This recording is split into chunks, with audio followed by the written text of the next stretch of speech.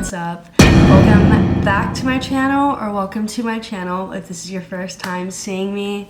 It's still my first couple of videos, but what's up? And today I wanted to get ready and do a makeup look that I was inspired by. I was really into makeup growing up and I kind of fell off with my obsession with it. And I'm trying to revive that passion I had for fashion because, man, it got me through a lot. Makeup look. So I saw this look on Pinterest and I want to recreate it, so let's just get started. And talking to you guys about my experience becoming a dancer, because I feel in order to understand this industry or this job, or even the boys too, that are in this industry, you should hear my story. Yeah. Before we start, we're gonna start with a quote of the day. And the quote of the day for today is, how can I compare myself to others when they have never been in my shoes or been on the same journey as I have? We all experience life in a certain way from the day you were born for a reason. And I think it's up to us as humans to find meaning in those experiences and find purpose through them. So, yeah, that's my quote of the day. It's November, it's my birthday this month, you guys. Okay, November 20th, Scorpio baby. You already know I'm a Scorpio if you saw my first video. But I thought it would be interesting. I work with crystals and herbs, and I'll get more into talking about that side of my life as we go down. But I thought it would be informative and fun if I could show you guys a crystal and kind of the meaning behind it. So I have two of these, but this is celestite and it's one of my favorite crystals. And I'll read you guys from my crystal encyclopedia what this means. So, literally celestial or heavenly, celestite is in its ethereal blue form, is a potent crystal for cosmic connection. Lifts you to another dimension and instills a profound sense of peace as it expands your consciousness and promotes harmonious coexistence with the whole cosmos. The healing power. This gentle crystal energetically infuses cell memory with a higher vibration, switching on positive genetic potential and dissolving disease carried in the genes or in cellular memory to restore order within the cell. Crystal work is placed on the body to relax muscle tension and to heal throat conditions. Transformational power. Meditating with celestite connects you to the celestial wisdom of the universal mind and creates a sanctuary for your soul. If you are new to crystal power, celestite is the perfect crystal to bring you in contact with other dimensions. So, I didn't read all of it, but I love this crystal, and I wanted to give you a little bit of information about it. I love it here. This is my Vanity. It's where I spend a lot of time. Not that I just spend all my time doing makeup, but I just like sitting here. It's a great place to sit. Now let's get in to my origin story. My story, where we're gonna begin, is, I guess, whenever I was going to school. So, you know, everyone has a different viewpoint on schooling systems. I loved school growing up. I was very much into my education. And I was also whenever I was in college, but the only thing I didn't like was someone telling me what to do and when to do it and when it was due. But wait, one more thing. Also, I think schooling systems have amazing, informative career paths that our society needs. My personal path, it wasn't working for me. You can find a job that can help take care of your future, like a retirement plan, and you know, you can find a company that gives you a company car, and then you get insurance, and you can help take care of your family better. But you can also do that on your own. It's just harder. And I mean, you can learn all the information that you need just by asking yourself questions and looking it up on the internet. Okay, I'm gonna finish my eyebrows. I just wanted to say that if you are in school, I am so proud of you and I love you and I think you're doing amazing, sweetie. Yeah, you slay. And at the time, my dream was to become a music video director and produce rap music videos. And I studied music video production in film school for a little bit, and that's the end of like the schooling. So whenever I was in film school, I wasn't inspired enough to fully commit to that career. And I was left being lost with finances on how I was going to continue to finance this journey that I wasn't fully much, but it wasn't something that I was going to give my life to. The real push of it all was COVID. I was working waitressing jobs right before COVID happened. I had applied to be a cocktail waitress at my first ever strip club. I worked there for about 2 weeks. I had never been in a strip club before.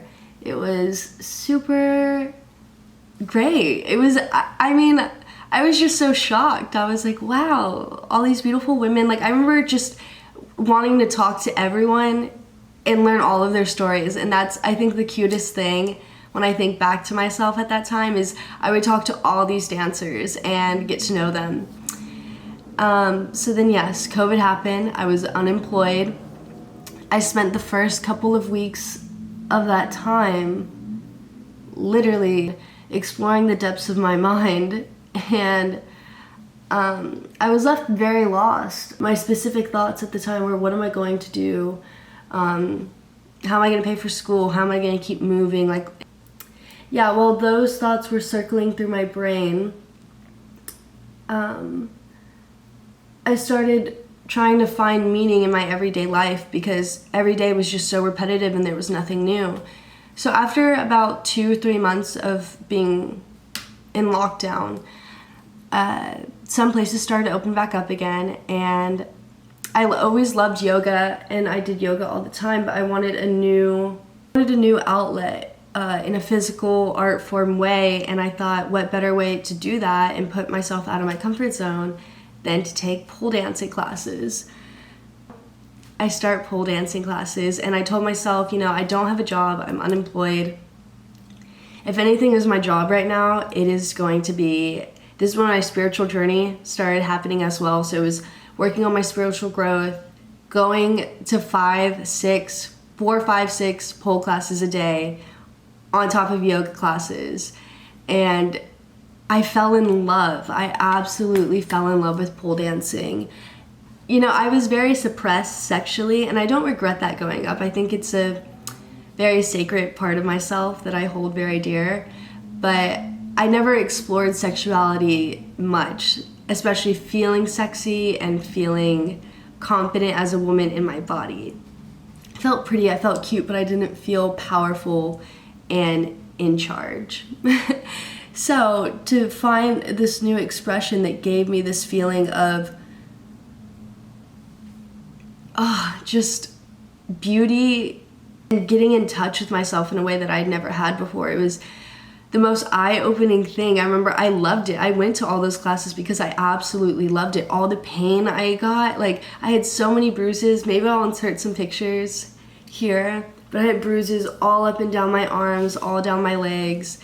And I remember at the time, my mom would call me and ask me, like, one time, I would always hide it, but one time I let my legs show on accident during one of our calls.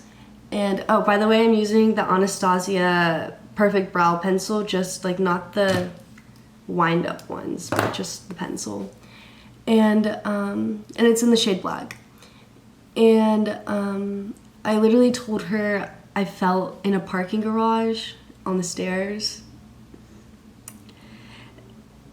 I have told my parents, and they are aware of what I do and what OG Space Angel is doing, but at the time I was still nervous. I didn't really understand what I was doing yet, so I didn't know how to elaborate or talk about it.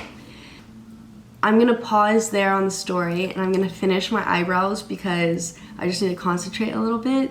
But I'm gonna be using the Marc Jacobs brow pencil, and then the Huda Beauty, like tiny brow pencil, and then the rest of this, and then the Anastasia liquid brow pen, and I'll be back. Off camera, I just put on the Anastasia gel cream brow pomade because I do not have a black I'm sorry, my nose is running because I'm still getting over being sick.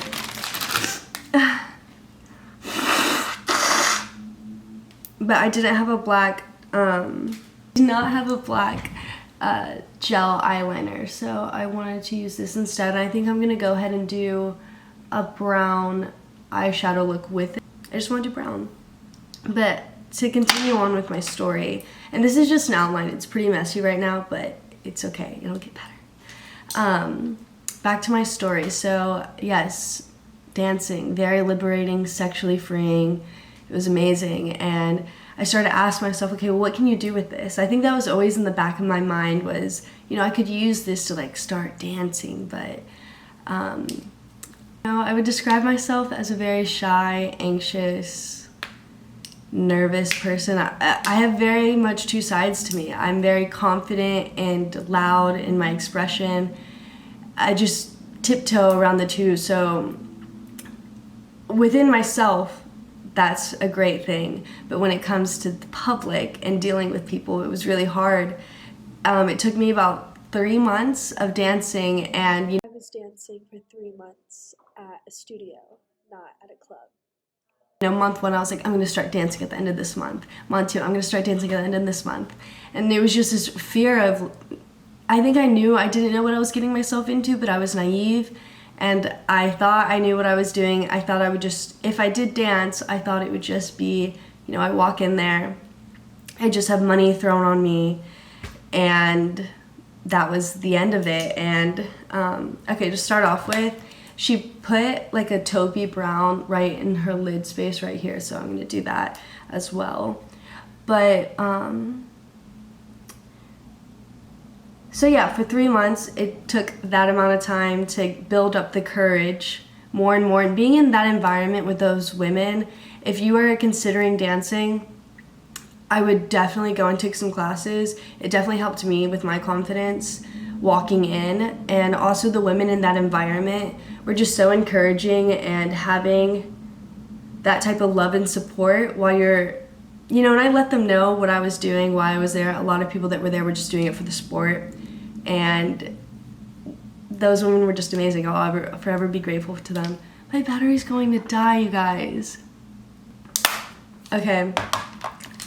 I am going to start speeding, and I guess I'm going to have to charge my battery and come back and tell the rest of the story. Rude. Okay.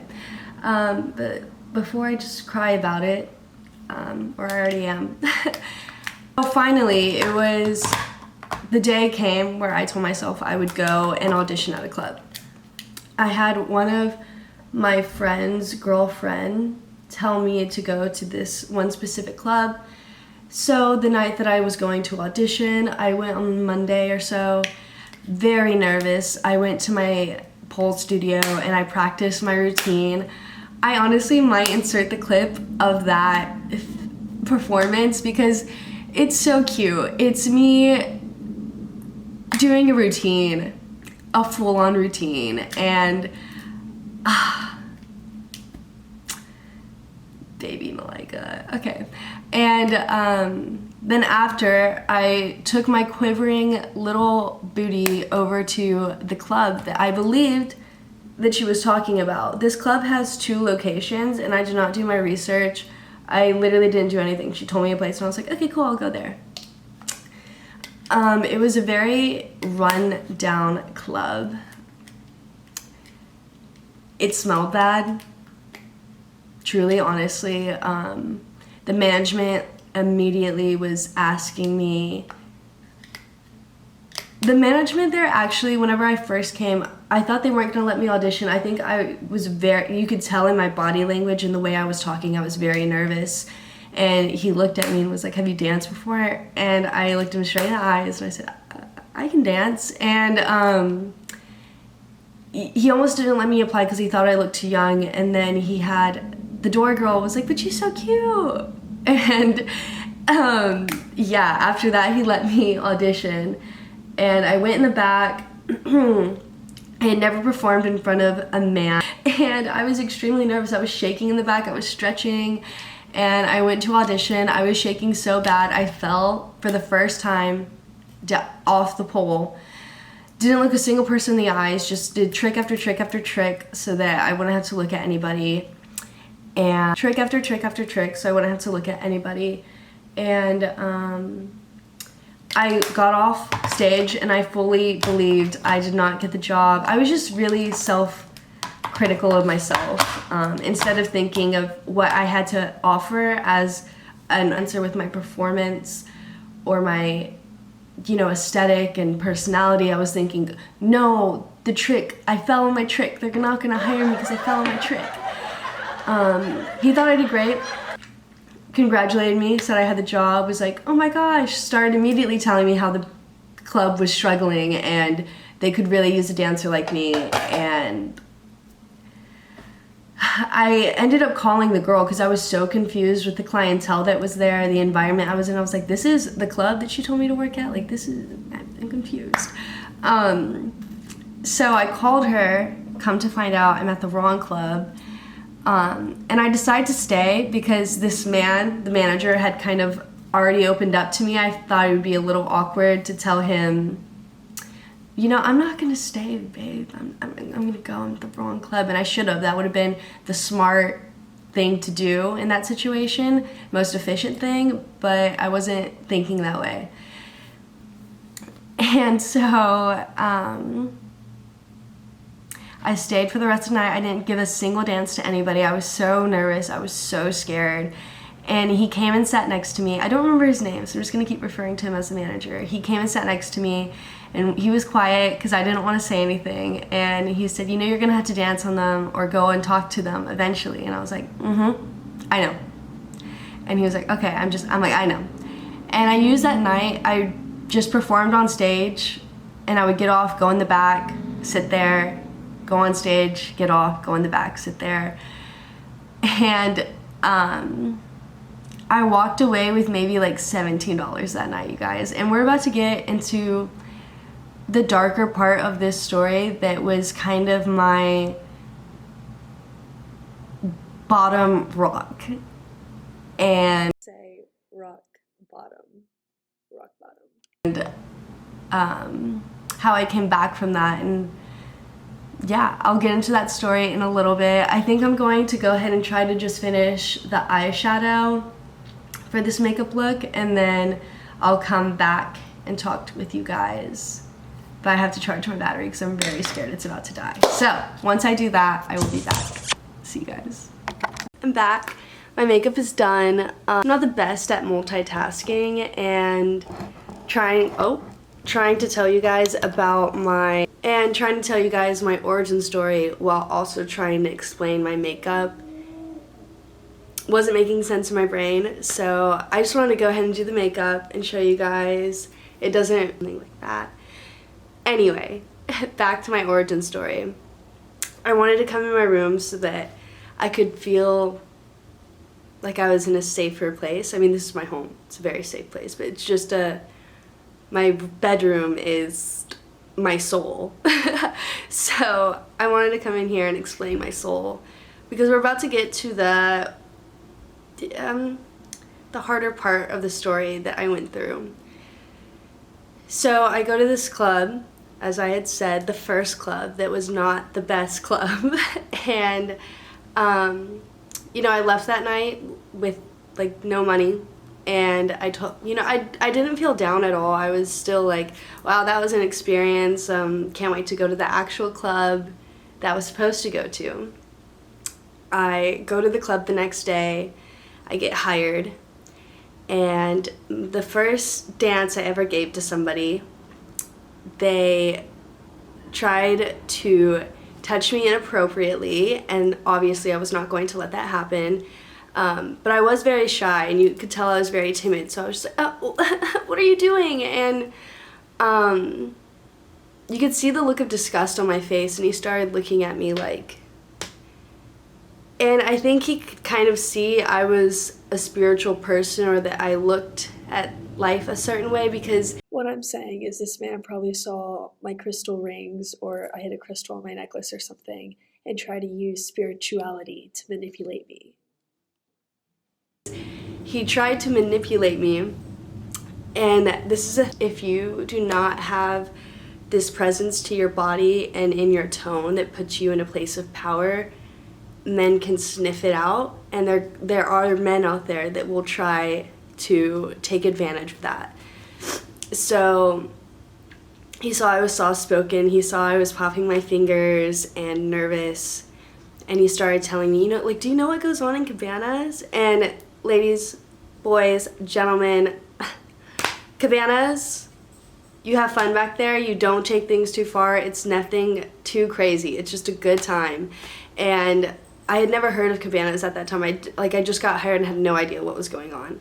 And, well, actually I did know what cabanas were, but not at that specific club. And I did not apply at the first club that I waitressed at, which was a way nicer club, because I was scared. I didn't want the people I knew that I used to work with to look at me and be like, oh, she doesn't know what she's doing. And that was, again, it's all in your head. I meant to say it was all in my head because I can't speak for you specifically. That would have never been an issue. I would have been in a way safer, better environment much faster if I had let go of those fears and anxieties, but I didn't. And so, again, sorry, I have really bad ADHD, so if I'm going all over the place. So back to the man, he started telling me, do you know what goes on in the cabanas? And he told me that I needed to open my third eye and release and allow pleasure into my life, and that I wasn't going to be happy the way I was living life, so sheltered and small. Anyway, I went along the rest of the night, like, clinging on to the, like, girl that I went to audition with. Didn't do much dances. I think I made around, like, $100-something that night. And this is where we're going to talk about the sad part of the story. After that point, I didn't know what all would be encompassed in dancing. Not the sales, not the money. It was more so of the role you had to play, and again, I was very sexually suppressed, so having people touch me or to, like, come off as this, like, sensual role, it was really hard for me. And at the time, so like I said, I have ADHD, and at the time I was prescribed Adderall that was 30 milligrams, and for my size, I was prescribed 30 milligrams of Adderall, and in turn, taking that every day was making my anxiety really bad. And the anxiety I was going through at the time, it made everything so much worse, and I felt like I couldn't function without it though. So I would still take the medicine, and I would spend hours just pacing my room, way too scared to go to work. I had my first panic attack ever in the parking lot of the strip club, and that was an intense moment. It's so weird talking about all of this, but so yeah, I was dealing with a lot of anxiety, depression, financial. I had never been so broke in my life. We just, like, I'm sorry if I'm going all over the place. I'm trying to say this part of the story in the way that I see it, because it's really just a bunch of blurs. Like, I remember it, but it's in flashes, it's not linear. And this specific club I was at, I wouldn't want anyone to ever dance there. It wasn't even a bad club, and that's the thing about a huge reason why I wanted to start this channel, was the club I was at wasn't even a bad club. And there was so many things going on in there. I saw, for example, just a few examples. I was one out of a select few of girls that didn't do extras, and I couldn't make money because everyone I approached would ask me to do more, and I wasn't in the position to, like, lie and be like, yeah, I'll do it, and, like, take advantage of them. It was just so overwhelming. Like, every person I was approaching was asking for way too much, and so everyone there was... Let me interrupt and say that there are girls I didn't talk to every single girl that was at that club. I talked to a lot of them. But now I think I need to correct myself. Whenever you work at a club, you can definitely make money wherever. I'm just saying the energy was very overpowered from extras to people who weren't doing extras. I was in no way going to make that money. I would go to work just to pay.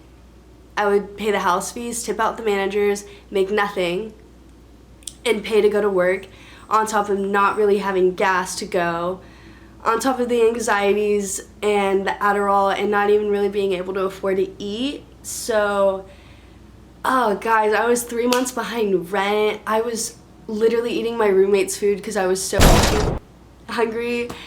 And I try not to be embarrassed when I look back at that time, because I was transitioning, and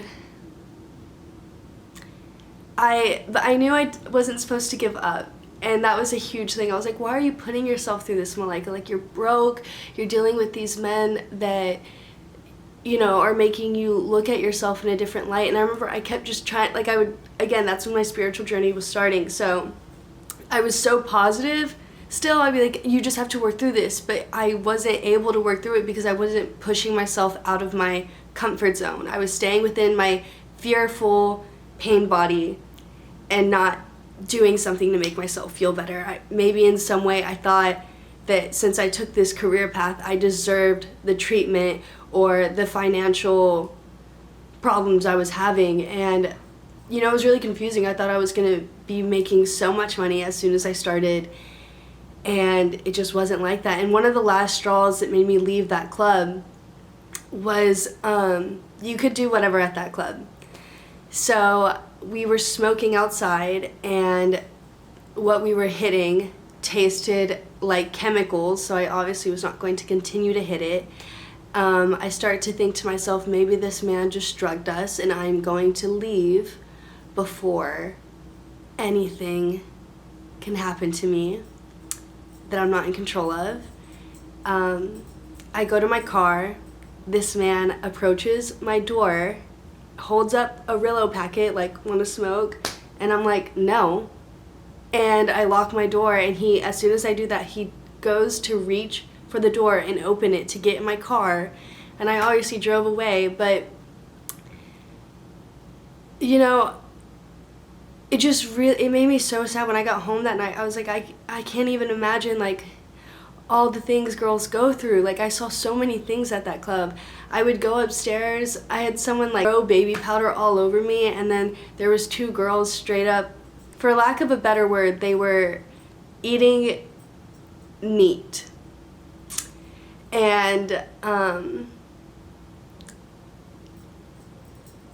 once I came home that day, and I was crying, and I was, you know, just scared of like what environment I was putting myself in. Guys, meet Sky. She's been with me through it all.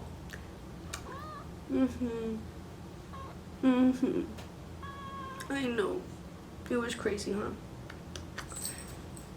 That was the last straw, and I told myself, you know what? And guys, keep in mind, I knew how to dance. I had great stage performance. I was just surrounded by the wrong people. There was wrong influences around me, people trying to get me to do bad things. And so I wasn't able to grow. So I packed up my little Space Angel suitcase, and I went to the club that I'm currently at most of the time.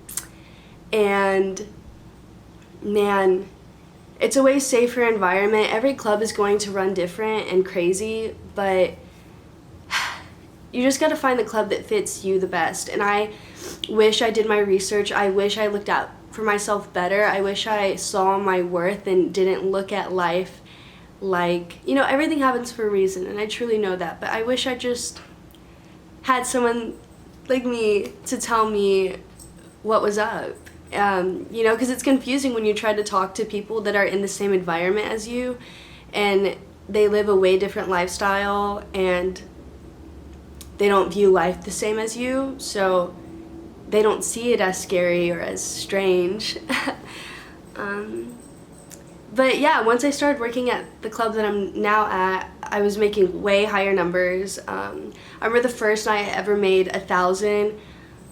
I got in my car and I cried, and I was just like, I cannot believe I've never, and guys, I went through months of being broke. I went through like 4 or 5 months of being absolutely broke. And what is so funny and so sad at the same time, and so cute, is I broke as literally would still get my nails done with like the scraps of the dollars I had. Like if I had $40 in my bank account, $70 in my bank account, that was going to my nails. And I still would do my makeup and my hair. Like I never looked broke, but I was so beyond broke. And just know that if you are a dancer and you're not making the money that you are wanting in the very beginning, things will get better. It is a practice. It is a whole completely transitional phase of your life. You have to completely, it changes so much. I think any job that you do will change so much because it's your new reality. But yes, for all of my new dancers, know it's not always going to be easy as soon as you start. Always hold yourself to a certain value, which is 10 out of 10, best, angel, baby, goddess, woman, fairy, that level, because that's who you are. And let it be known, and people will feel that. Your body language, if you're sitting there like this and like crouching behind the guy, or like, hey, do you want to dance? Like, what's up? Like, if you're like that, that's going to, someone's going to take that information and register what they can do to manipulate you or make you uncomfortable. So hold your power and do your research. Go to clubs, scope them out, talk to girls in the industry, maybe become a waitress and do what I did and talk to them. I don't know why I didn't, I'll never know the answer to why I didn't do the right thing for myself faster.